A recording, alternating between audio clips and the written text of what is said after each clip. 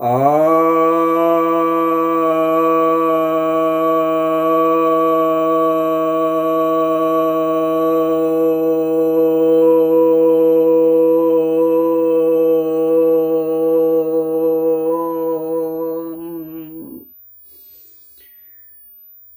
भक्त जनों को सप्रेम नमन। भक्तों, आज आपके समक्ष नारद भक्ति सूत्र के 82वें यानी 82 सूत्र आज इस पर प्रवचन करने जा रहा हूं। नारद जी कहते हैं, गुण महात्मया शक्ति, रूपा शक्ति, पूजा शक्ति, स्मरणा शक्ति, दास्या शक्ति, सख्या शक्ति, कांता शक्ति, वात्सल्या शक्ति, आत्मनिवेदना शक्ति, तन्मया शक्ति, परम विरहा शक्ति, रूपा एकधा अपि एकादशधा भवति।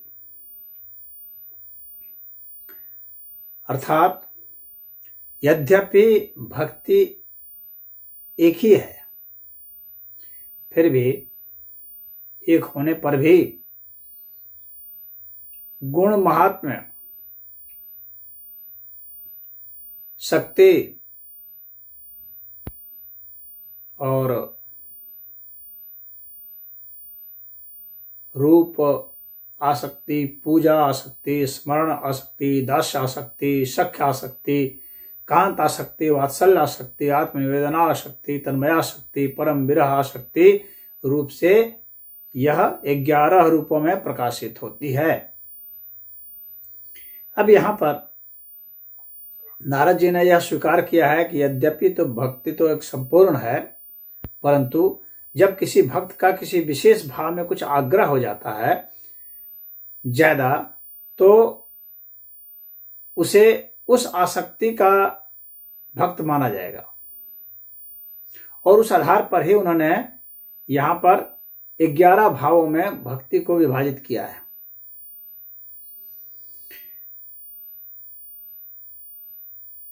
श्रीमद् भागवत में 9 प्रकार के नवधा भक्ति की बात की गई है। श्रवणम, कीर्तनम, विष्णु स्मरणम, पाद सेवनम, अर्चनम, वंदनम, दास्यम, सख्यम, आत्मनिवेदनम। यानी श्रवण करना, कीर्तन करना, यानी किसी भक्त का कीर्तन पर ज्यादा जोर है, किसी भक्त का सुनने में ज्यादा जरूरत है। कोई भी उपदेश दिया जा रहा है उसको सुन रहे हैं बस, या अपने अंदर की जो ध्वनि है इन सबको सुन रहे हैं।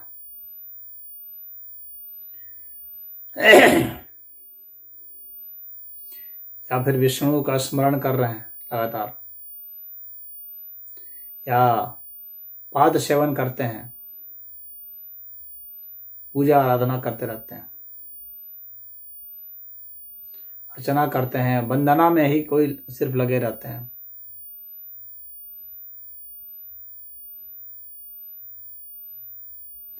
या फिर दास्य भाव से कोई भक्ति करते हैं, अपने को दास मानते हैं, या फिर अपने को सखा मानते हैं।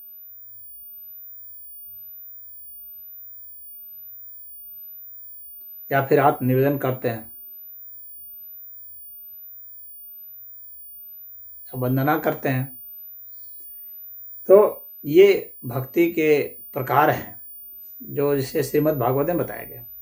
लेकिन गौड़ी वैष्णव आचार्य जो है वे 5 प्रकार की भक्ति को ही मुख्यतः मानते हैं। वे 5 प्रकार की भक्ति हैं। शांत भाव, शांत हो जाना, बोलना चलना नहीं, मौनी बाबा हो जाना, शांत हो जाना। या फिर दास्य भाव स्वीकार कर लेना, अपने को दास मानना प्रभु का, या अपने को सखा मानना प्रभु का। या वात्सल्य, यानी वात्सल्य रस होता है जो जैसे माताएं अपने बच्चों के साथ व्यवहार करती हैं, वात्सल्य भाव, या पिता अपने बच्चों के साथ करते हैं वात्सल्य भाव, वैसा भाव करना। या मधुर रस, जैसे गोपियों का था श्रृंगार रस। तो इन भावों में जो भक्त आते हैं तो इनकी 5 कैटेगरी, 5 वर्ग बताए गए हैं गौड़ी मठ। लेकिन यहाँ पर नारद जी क्या बताते हैं? नारद जी 11 बताते हैं। तो ये अपने रुचि के अनुसार भक्त लोग जिस भाव की उनकी प्राकृतिक रूप से ही बहुलता होती है, जिन भावों में, जिनमें सहज भाव से वे बह सकते हैं, सहज भाव से वे भगवान में लीन हो सकते हैं, वे ही भाव जो है उस भक्ति के भाव कहलाएंगे। तो यहाँ पर यह नहीं है कि इनका बिल्कुल विभाजन कर दिया गया है, तो पूरा विभक्त कर दिया गया है, भेदभाव कर दिया गया है और एक भक्त के दूसरे भक्त से नहीं पटेगी, ऐसा कोई बात नहीं है। हर एक व्यक्ति चूंकि अलग अलग बनावट का होता है। ये 11 भाव में नारद जी बांटे, हो सकता है और भी भाव हो सकते हैं। मनुष्य के जितने भी भाव हो सकते हैं वे सब भाव से भक्ति हो सकती है। जितने प्रकार के संबंध हम बना सकते हैं, जितने भावों से, जितने विचारों से कर सकते हैं, वे और भी हो सकते हैं। लेकिन मुख्य रूप से जो नारद जी ने यहाँ पर भक्ति का वर्णन किया है वह 11 प्रकार का गुण महात्म है, यानी भगवान के गुण की और भगवान के महात्म की जो को लेकर के जो आराधना करते रहते हैं। इसमें स्वयं नारद आते हैं और वेद व्यास आते हैं। ये गुण महात्म में जो आसक्त होकर के इस भाव से जो भक्ति करते हैं वे ऐसे हैं। दूसरा है रूप आसक्ति, रूप के प्रति आसक्त हो जाना। भगवान का रूप इतना मनमोहक है, उसके प्रति आसक्त हो जाना, या कोई भी रूप जो है दुनिया में, हर रूप चूंकि भगवान का ही है, किसी रूप में इतना आसक्त हो जाना कि उस रूप के सिवाय कुछ ना दिखे, तो रूपासक्ति भाव है, वह है। तो जैसे वज्र के जो नर नारी थे वे ऐसा करते थे, भगवान कृष्ण में मोहित हो गए थे वे, तो वे उनका रूप आसक्ति थी। बस भगवान के रूप में इस हर समय मग्न रहते, पूरे जीवन काल में एक बार छवि देख ली, उसी छवि को जीवन भर जो है वो करते रहे। इतना रूप में आसक्त हो जाना वह भक्ति भाव है।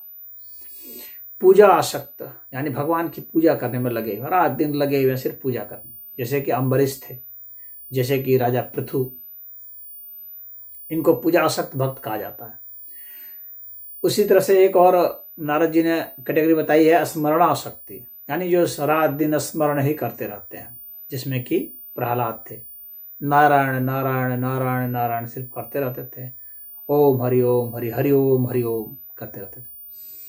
तो यह प्रहलाद जी की भक्ति थी। तो स्मरणासक्ति, स्मरण करते रहना।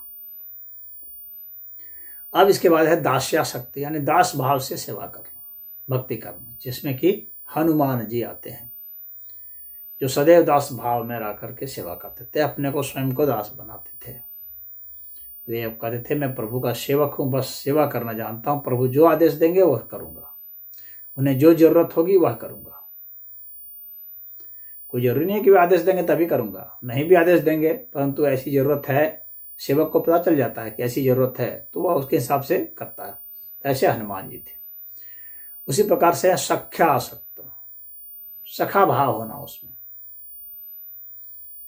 जैसे कि अर्जुन थे सखा भाव वाले।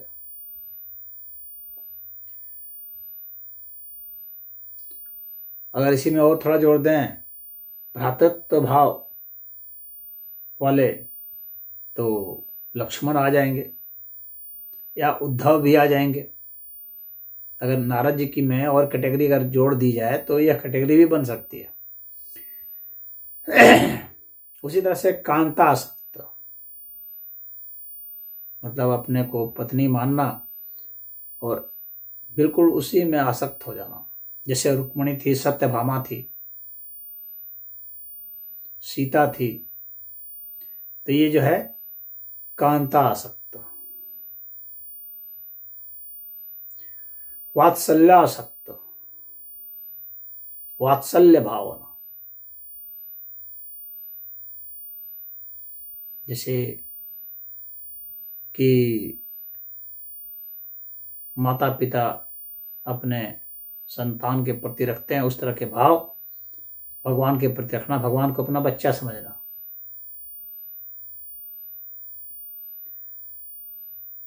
बाकी जो आप देखेंगे इस्लाम और ईसाईयत में तो बस एक ही भाव रखते हैं, पिता का, पिता पिता सिर्फ कहते हैं। लेकिन यहाँ पर हर तरह के भाव, जितने भी तरह के संबंध हो सकते हैं, भगवान सभी संबंधों में हो सकते हैं, सिर्फ एक ही संबंध में नहीं।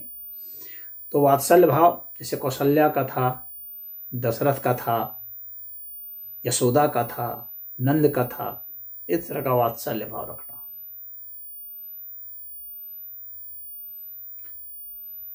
अब है आत्म निवेदनासक्त भाव, यानी आत्मा से निवेदन करते रहना,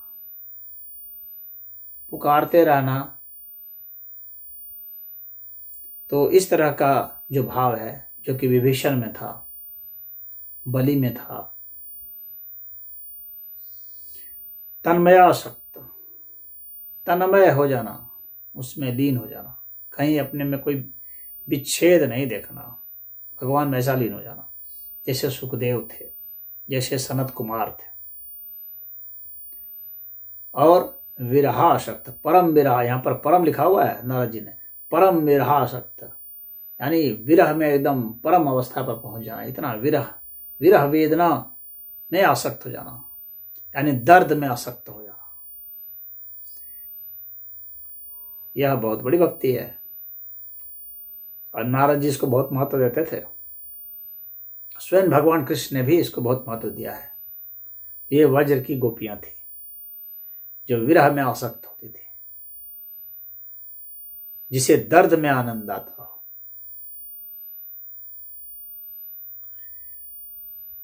दर्द में जो डूब जाता है, ईश्वर के दर्द में डूब जाता है, वह विरह। विरह जितना बड़ा हो, प्रेम उतना ही बड़ा होगा।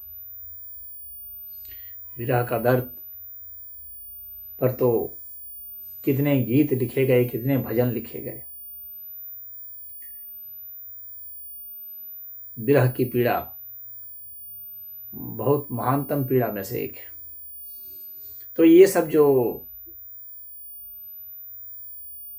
भक्तों की कैटेगरी है, भक्तों का वर्गीकरण किया गया है, ये 11 प्रकार से जो नारद जी ने किया है।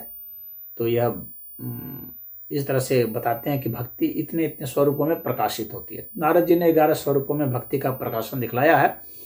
भक्ति का प्रकाशन तो और भी तरह से हो सकता है, भ्रातृभाव से भी हो सकता है, अन्य भावों से भी हो सकता है। तो कहने का यहाँ पर तात्पर्य इतना है कि मनुष्य या अन्य भी प्राणी, जो अन्य भी भाव से हम देख सकते हैं, शत्रु भाव से भी भक्ति हो सकती है, जैसे कि कंस ने किया, जैसे कि रावण ने किया, वह भी भक्ति है।